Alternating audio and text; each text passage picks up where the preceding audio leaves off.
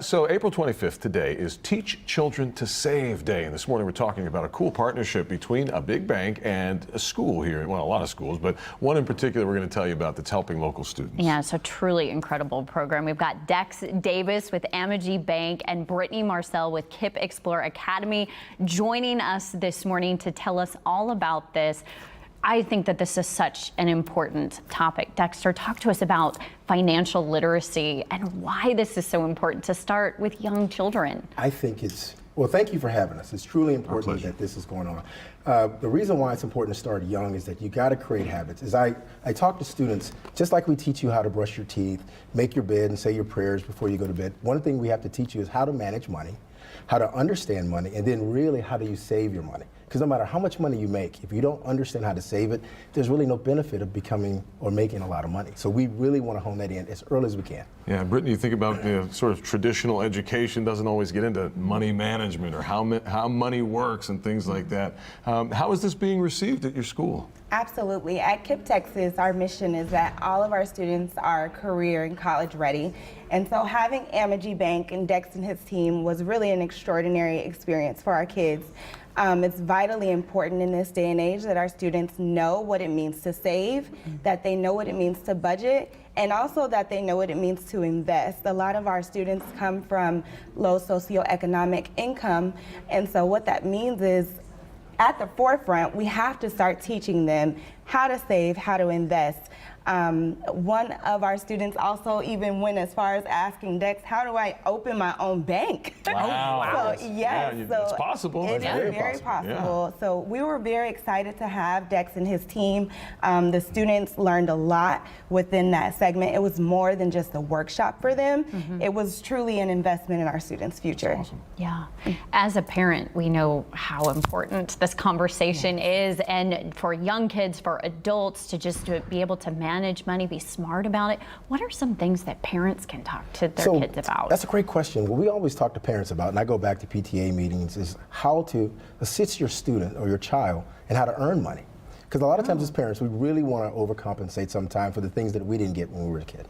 So the best way to do is go back and use the tools that we have, chores, their grades, their kindness to their friends, and then use those as tools for them to earn money. And then once you teach them how to earn that money, now we can go back and build on the tools necessary to save money. And I can assist in that as a parent, where I can become the bank, I can give them a piggy bank, or even better, I can get them a bank account and then take them down to the bank to make those deposits for the money that they're saving so they can see the full flow of the cash within, or the cash management system within their control. Yeah. There's a lot about money that's complicated, obviously even for adults, right? Yes. So to start this young, I mean, how are you able to communicate clearly to, let's say, a fourth grader, right, about how money works when some of us in our 40s and 50s are still struggling? We're still working on it. Here's how we do it. You'll love it. First thing we do is we really break down wants and needs. When we look at it from a grander scope, what are some of the bigger wants that we have in society? What are some of the biggest needs that we have? And then we go wants, needs, and then we go, okay, let's scale it down to your world. For a fourth grader, what are your wants? I.e., be kind to my friends, do well at my homework, read, do my mathematics, clean my room, make my bed. And then some of those that's a need. And then the wants is, I want a video game. I want candy. I want to go hang out with my friends. I want to ride. And so now, and new shoes. Shoes came up. You can already see what you got to have on. So shoes come up. And then from there, we've already talked about how to make money. And now we can have a conversation on how to save. And then that's where I can say, if you get $10 a week in allowance, or you get $10 for your grades, what is 20% of that? And they go, well, that's $2. And well, in our class, they wanted to go immediately to 50%. I said, that's a very aggressive way to approach it. I like it, but let's manage it so that you can still take care of some of those wants with that 80% you have left over, and you're already saving for the future.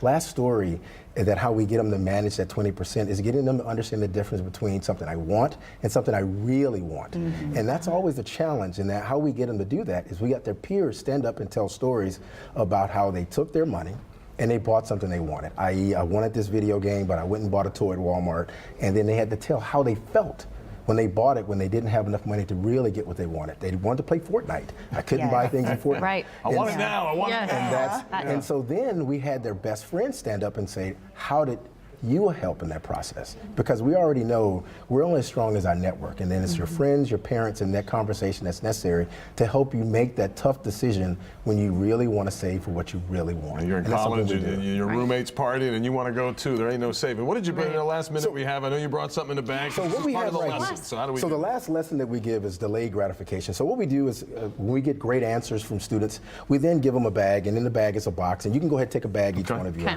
And then what we do is make them hold that bag until the end.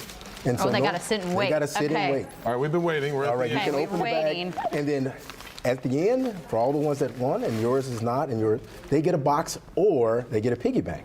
And the reason why we make them wait is that we're teaching delayed gratification, because sometimes you have to wait longer to get what you really want, Right. and it may take time, but that's okay, because at the end, I got what I really wanted. And that's the important lesson when it comes to teach children to save. You know, Such a and valuable a skill. lot of parallels to life that that we can draw these analogies and get them starting to learn and starting to think. And where can, if it's another school or family wants to learn more about this partnership and what you guys do at Amegy, how can they find out more? So about two things, you can easily reach out to the American Bankers Association website, the same thing with the Texas Bankers Association for banks in your local area, or you can reach out to Amegy on our public page and say, hey, we would love your help. And guess what? We will be there for you. Yes. Thank you, Dex You're very Davis from Amegy and Brittnie Marcell from KIPP Schools. Thank you so much. Thank you very much. Appreciate you. Great to have you both. We'll be